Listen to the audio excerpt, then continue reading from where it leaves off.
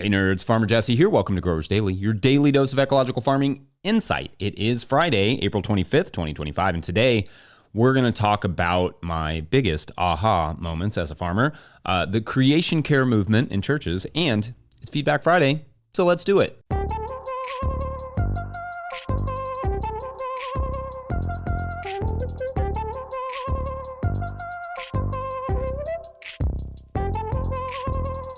All right, y'all. Well, welcome to Friday. I hope everyone has had a successful week, however you may define that. Mine was moderately productive. Did some washing and packing yesterday in the morning and for an order that we had, then some seeding in the afternoon, basically lettuce every week from now on. The garden got a nice dose of rain in the evening, so things are happy and jamming out there.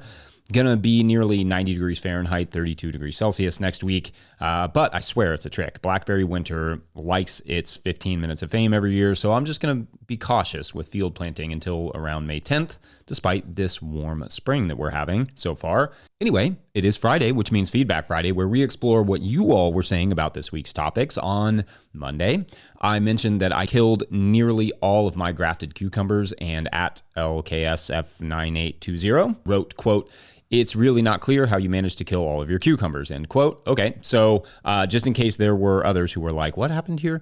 Basically, when you graft any plant, there's a period of time that it must heal.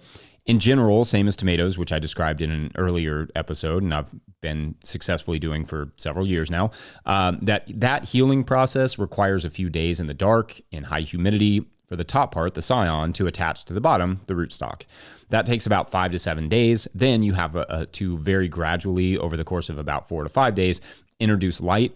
For the cucumbers, what effectively happened was I tried to rush every step by a day or two. So instead of giving them like 5 days in the dark, I gave them 3. Then instead of roughly 4 days getting increasingly more light, I gave them like 2.5. So what resulted when I moved them out to the greenhouse was plants that did not quite get the adequate time to heal, and so the graft failed. 2, not 1 like I originally thought, did vaguely survive. So if I can keep those alive, which is still very much in the if category, but I'm trying. If I can keep those alive, I will plant those with the ungrafted plants from the same batch for a very small and somewhat weird, not very helpful comparison. So in short, I basically just cooked a bunch of plants that were only halfway healed. On Tuesday, we discussed the concept of letting the water in, where I talked about the Dutch approach to rising seawaters over there in the Netherlands, where, yes, part of it is blocking the water out, but also part of it is just allowing the water to come into the Netherlands and figure out ways to utilize it and live with the water more. I mentioned our children with the video games, like just how much of a force that is one way I have found this concept analogous to just life, and several people commented on that. And yeah, screen time and kids is one way I've thought about where this idea is applicable. But also this week I've thought of other ways in which this quote unquote letting the water in idea kind of comes into play, like the living pathways that I talked about on Thursday, right? Nature wants to grow where there is bare soil. So just by choosing the nature we want to grow there and kind of letting it do its thing instead of battling, we're kind of just letting the water in, so to speak. Or like with soccer coaching, kids want to just have fun, and I want to teach kids how to play soccer. So by turning the drills into games and competitions, we both kind of get what we want. Like it's not about accepting something you don't like or don't want around. Letting the water in is about working with inevitable, really strong forces to find a middle ground, so you're not just constantly battling. It's working with it, but also maybe turning that force, weeds or water or a kid's desire to play or whatever it is, to your advantage, aiming it towards your goals. Anyway, I'd love to hear more examples of how this idea resonates in your own lives.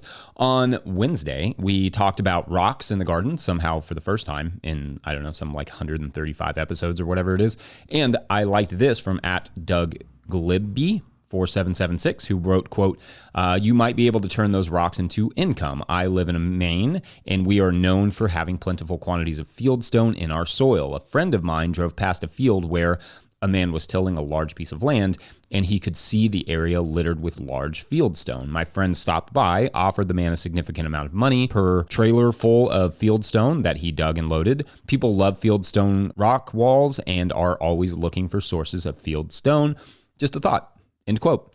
Thanks, Doug. I think that's totally a possibility. I used a lot of the rocks that we had on our old farm that we dig up to hold down tarps and, I don't know, various other places. And I also stacked a bunch of them in the greenhouse to help retain that heat. Also, that farm had an old stone wall lining the property that was no doubt built from rocks removed from nearby fields. Maybe the rocks could be incorporated into a patio or something as well. Rocks are annoyingly heavy, but if they could have a second purpose or income for you, that would make it at least a little bit more worth the work.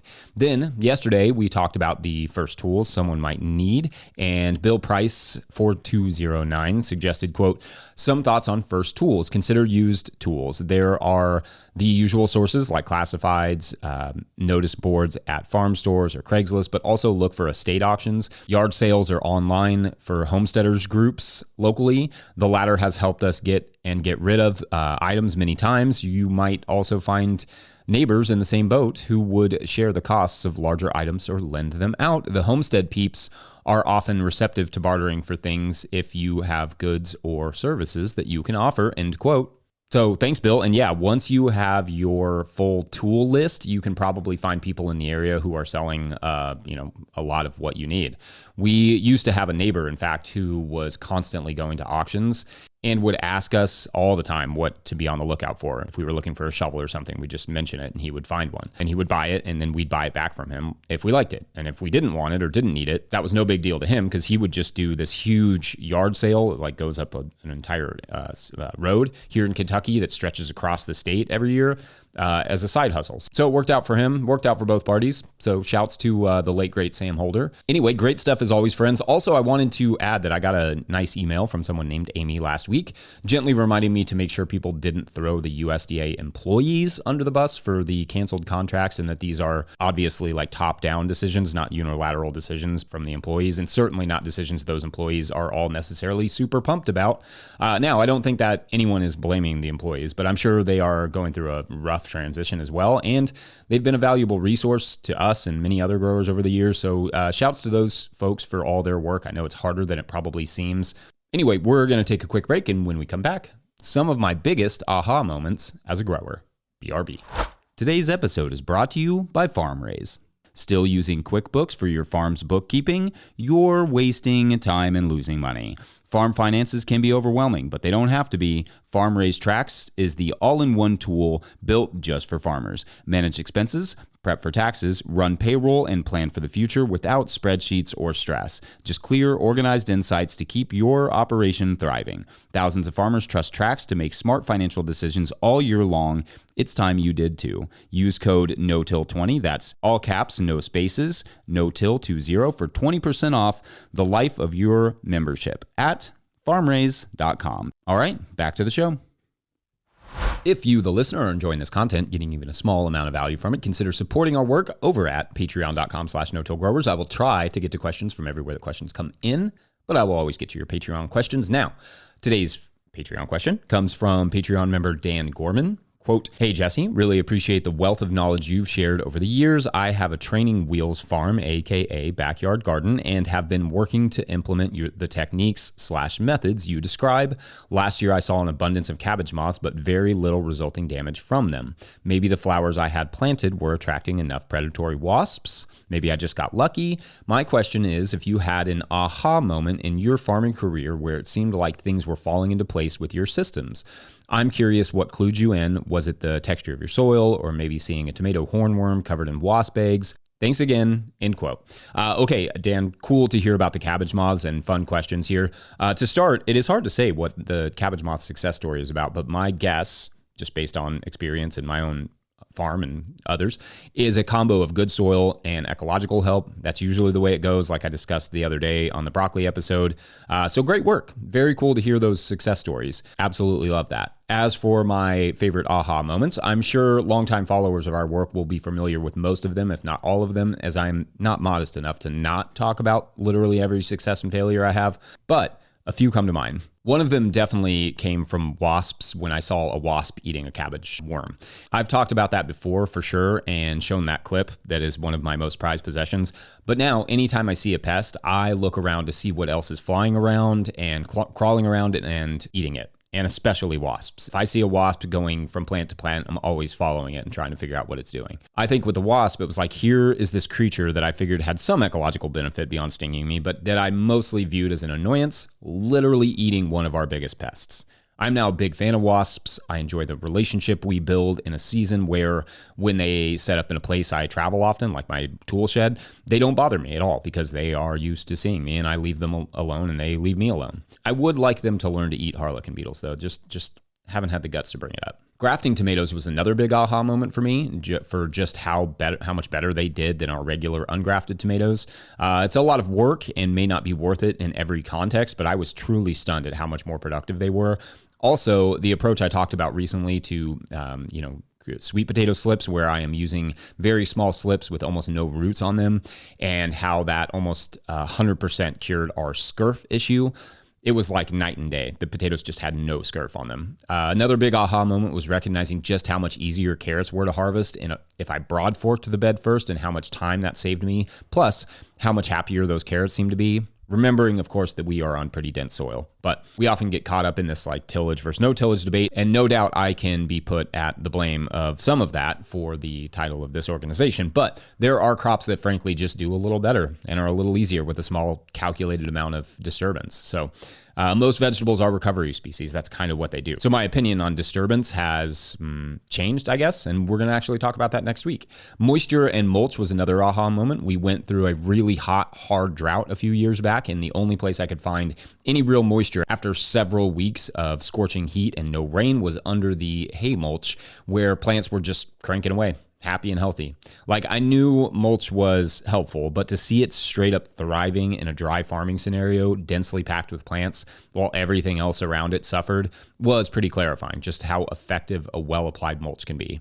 Also, I think that just how much time no tilling and thus not cultivating all the time saved me, and how much more fun it has made this job. Certainly, there are times when the way that I decided to go about a specific task is actually slower, like I talked about with the celery earlier this week or last week. But by and large, what I found is not only more consistent, healthier produce, but a happier life as a farmer. When we first ventured out on our own and I was cultivating until dark every single day, I did not see how I or anyone else could sustain a farm. It just flat out did not make sense to me. It didn't add up. No-till and low-till methods in that way weren't just an aha moment, but a business-saving reality for us. Speaking of that, I do have some like business aha moments too, like really getting some good numbers down and realizing certain crops or clients didn't actually make sense for us.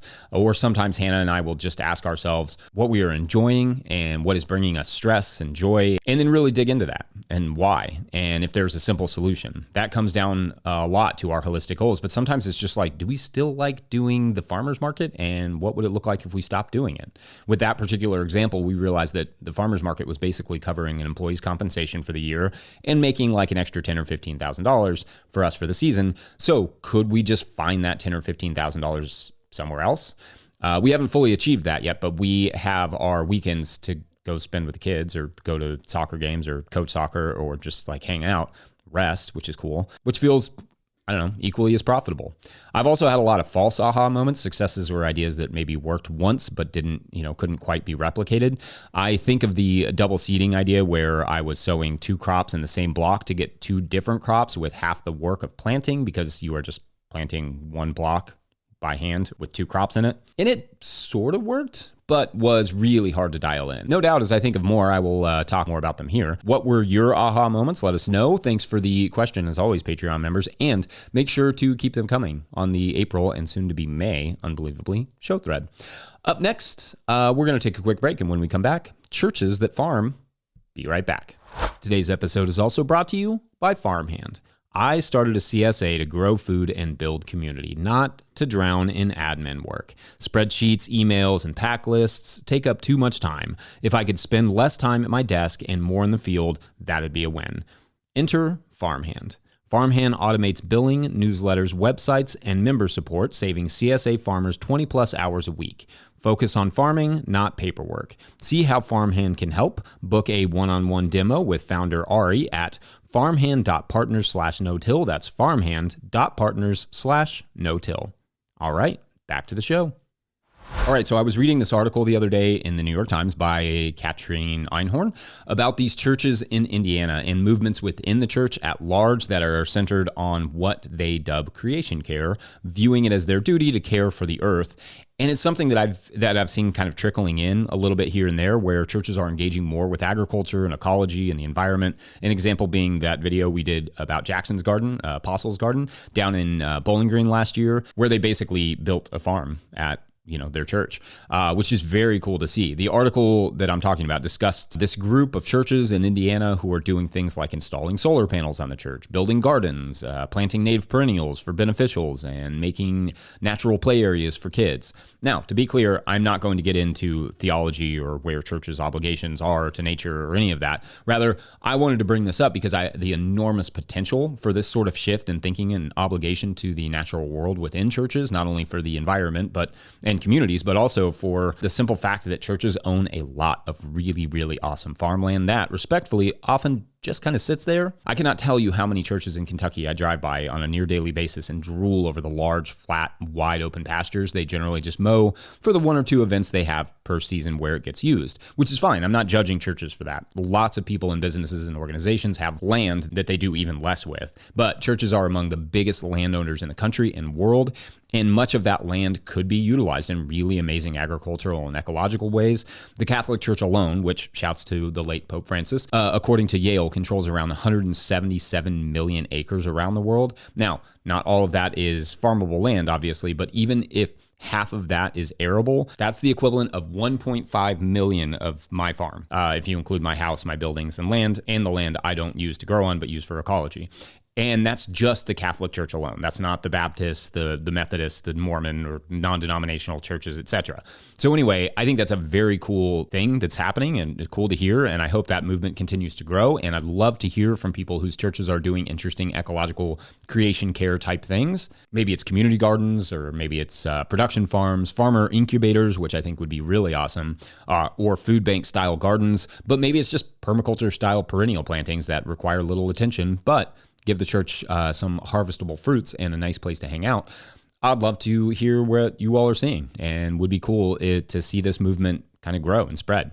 I think of people like Howard Allen working on his church land out there in the Triangle in North Carolina called Faithful Farms, among others that I've heard of over the years. Anyway, again, that's all very cool stuff that I would love to see more of. And otherwise, I guess I'm going to leave it there for the week.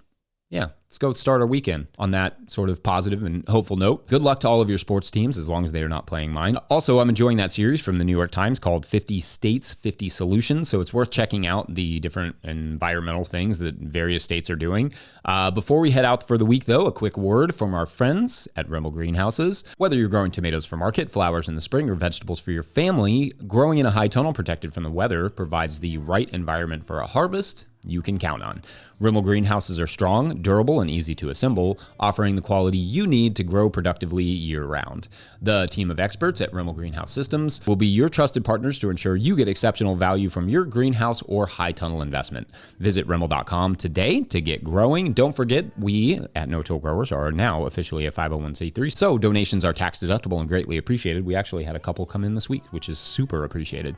Learn more about all that in the show notes. Please make sure to like and subscribe and/or follow wherever you are getting this podcast. That's an easy way to help us out. If you're watching on YouTube, you can always kick us a super thanks. That's very much appreciated. Enormous thank you to all of our show sponsors. If you've ever thought, man, I'd like to sponsor a show, that sounds fun, you can reach out to Farmer Michelle at notillgrowers.com. Huge shouts to Willie Breeding for the theme music, Mike Hilbert for the production help and editing, and to the team at No Till Growers for their support. Also, shouts to Epidemic Sound for the background music that you can hear. Pick up a copy of the Living Soil Handbook or the Seed Farmer over at notillgrowers.com to support our work. Big thank you to everyone over at patreon.com/notillgrowers, where at a certain level, or if you just bump up from one level to another, or you sign up in the month of April, you get a shout out on the show. So big shout outs today to Patrick Weaver. Shouts to Patrick Weaver, because Patrick is going to save our story for the week. All right, so our wizard, Razzle Dazzle, is standing at a shack at the edge of town in our alternate dimension, where the crops are going haywire in this alternate dimension. And for instance, the plants that usually grow pinball machines are growing Walkmans, which is not helpful on basically any level. And so when the wizard enters the shack and he finds the town's seed farmer, Dennis, seems like a good seed farmer name, in front of a giant pile of seeds. It turns out that Dennis had accidentally dropped all the seeds, mixing up all the seeds in his collection, and embarrassed, just kind of repackaged them and gave them to the townspeople, hoping that, they would get what they wanted. Now, both Dennis and the wizard felt like that story was not very interesting, so they concocted an alternate story where Dennis was forced by the neighboring unicorns to mix up the seeds. They were pleased with this idea, except that then the village wanted to attack the unicorns, so they had to tell the truth, and the moral of the story being sometimes the truth is just boring. And so that's it for this week's movie, Cleanup on Aisle 5. We'll be back Monday with a new story. Thanks for watching and/or listening. Have a great weekend. Bye.